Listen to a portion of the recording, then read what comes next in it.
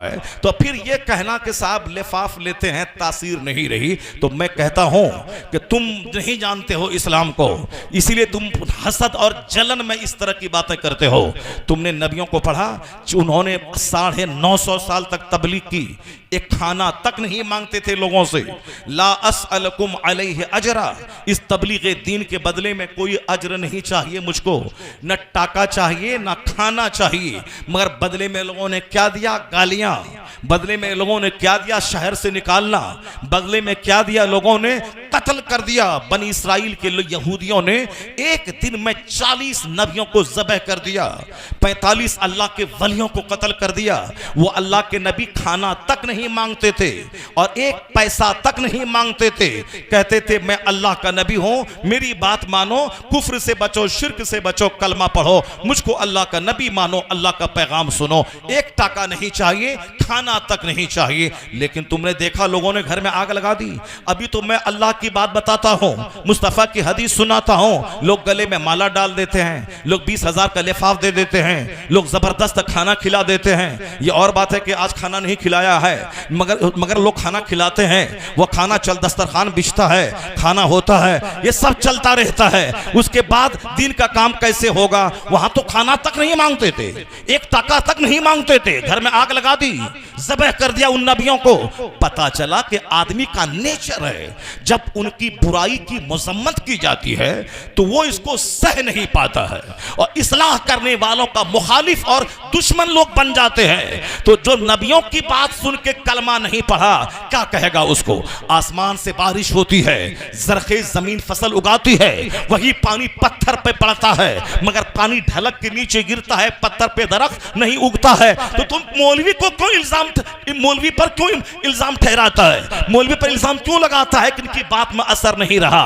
तुम क्यों नहीं बोलता है कि बारिश का कसूर नहीं, कसूर पत्थर का है जिस पर बारिश हुई मगर फसल नहीं पैदा हुई? तुम क्यों नहीं बोलता कि कसूर तकरीर का नहीं है, कसूर खिताबत का नहीं है? अगर खिताबत का कसूर होता, ये 5 आदमी नमाजी क्यों बनता, 5 आदमी दाढ़ी क्यों रखता, 5 आदमी दीनदार क्यों होता? अगर तुम्हारे दिल में बात असर नहीं करी है तो समझ ले कि मेरा दिल पत्थर क्यों हो गया है, इस पर पानी क्यों नहीं पड़ रहा है, नेकी की फसल क्यों नहीं उग रही है? तो खिताबत को मत कोसो, अपने सीने को कोसो। ये दिल अंधा क्यों हो गया है, ये सख्त क्यों हो गया है, ये नर्म कैसे होगा? जिस दिन तेरा दिल नर्म हुआ, नसीहत का पानी पड़ेगा, नेकी का फूल खिलने लगे। नारे तकबीर, नारे रिसालत, उलमाए अहले सुन्नत, मुफ्ती शहरियार साहब क़िबला। नमाज नहीं पढ़ना है तो तकरीर का कसूर है, नमाज नहीं पढ़ना है तो मौलाना की बात में असर नहीं रहा। मौलाना की बात में असर क्यों रहा वो तो दूसरी बात है, मगर तुम्हारे दिल में मौलाना की बात क्यों नहीं उतरी? तुम्हारा सीना इतना पत्थर क्यों हो गया है? तुम इतने हार्ड क्यों हो गए हो?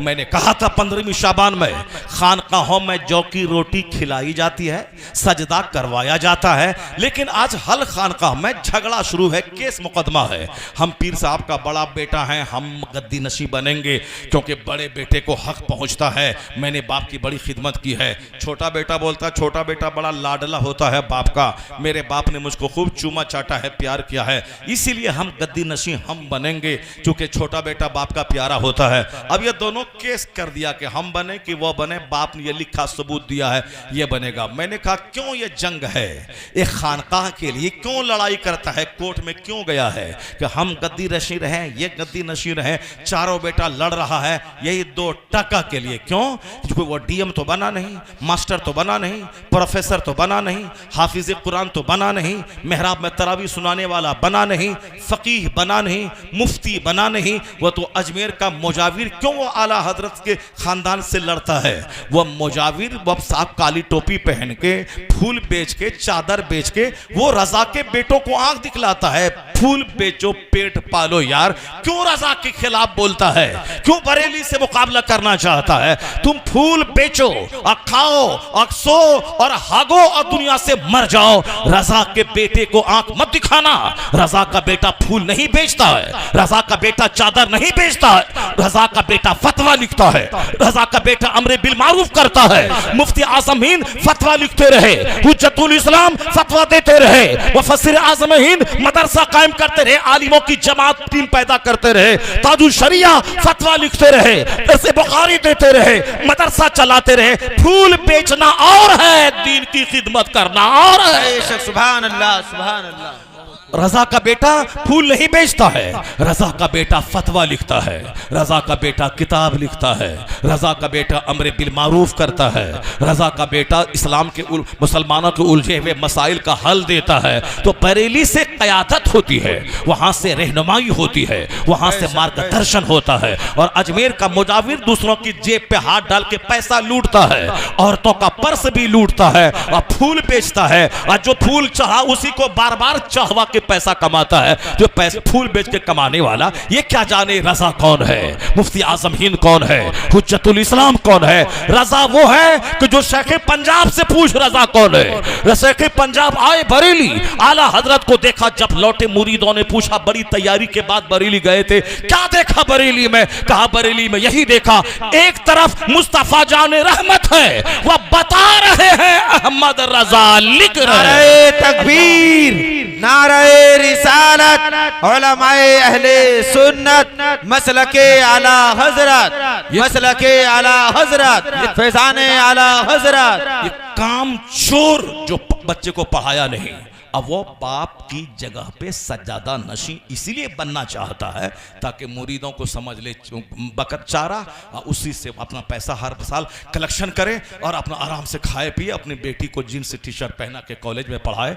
जो अपनी बेटी को जन्नती नहीं बना सका, वह दूसरों को क्या जन्नती बना पाएगा? जो अपने बेटों को सुन्नत नहीं सिखा सका, वह दूसरों को क्या सुन्नत का रास्ता दिखाएगा? मैंने कहा था कि अगर चाहते हो कि ये जंग खत्म हो जाए, खानकाहों में जो सारी जिंदगी जो फाइल ढोता है कचहरी में कि हम गद्दी नशी, हम गद्दी नशी। दिल्ली में एक पीर साहब बाबा थे, मरते दम तक केस लड़ते रहे, इंतकाल कर गए। इसी तरह पूरे हिंदुस्तान में हर जगहों पे ऐसे ही है, मरते दम तक लड़ते, हम गद्दी नशी।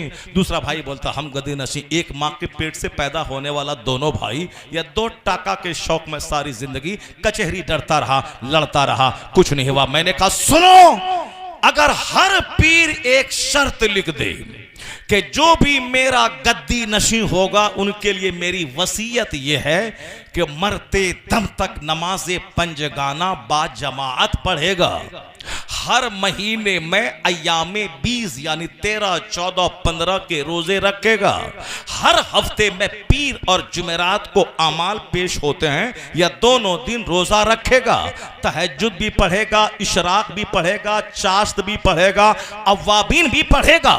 जो नमाज सरकारे दो जहां ने पढ़ी और औलिया सालिहीन ने पढ़ी, ये नमाज इनको पढ़ना होगा।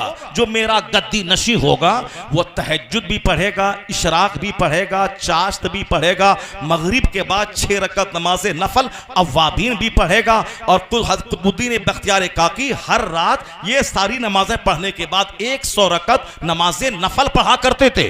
और एक बुजुर्ग थे, वो रोजाना रात में इशा से लेके फजर के बीच में 1000 रकत नमाज नफल पढ़ा करते थे। तो मेरा गद्दी नशी वो होगा जो 5 नमाज बाजमात पढ़ने के अलावा इशराक, चाश्त, अव्वाबीन, तहज्जुद पढ़ेगा और हर रात में 50 रकत नमाज नफल पढ़ेगा और हर सोमवार और जुमेरात का रोजा रखेगा और हर महीने अय्यामे 20, 13, 14, 15 का रोजा रखेगा।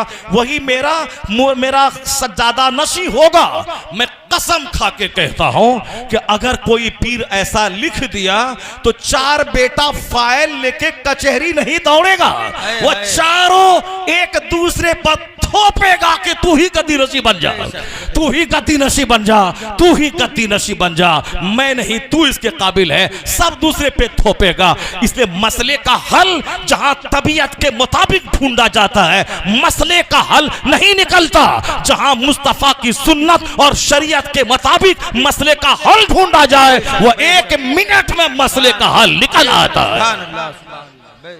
यही वजह है कि डॉक्टर बर्नार्ड शॉ ने कभी कहा था, he must be called the saviour of humanity if a man like him were to assume the dictatorship of the modern world, he must succeed in solving its problems as much needed peace and happiness. मुसलमान चूंकि नबी को पढ़ता नहीं है, इसीलिए वो नहीं जानता है कि सरकार दो जहां के इरशादात में क्या क्या सब नुस्खे पोशीदा हैं। मगर जॉर्ज बर्नार्ड शॉ यूरोप का दानिश्वर वो आखिरी बात कह दिया कि इस्लाम के पैगंबर वो मानवता के रक्षक का नाम है, इंसानियत के मुहाफिज का नाम है। अगर दुनिया इस्लाम के पैगंबर को अपना रहनुमा मान ले तो बर्नार्ड शॉ कहते ही must succeed in solving its problems. दुनिया के सारे मसाइल का हल निकल आएगा और यह जलती हुई दुनिया अमन चैन सुकून की जन्नत में तब्दील हो जाएगी।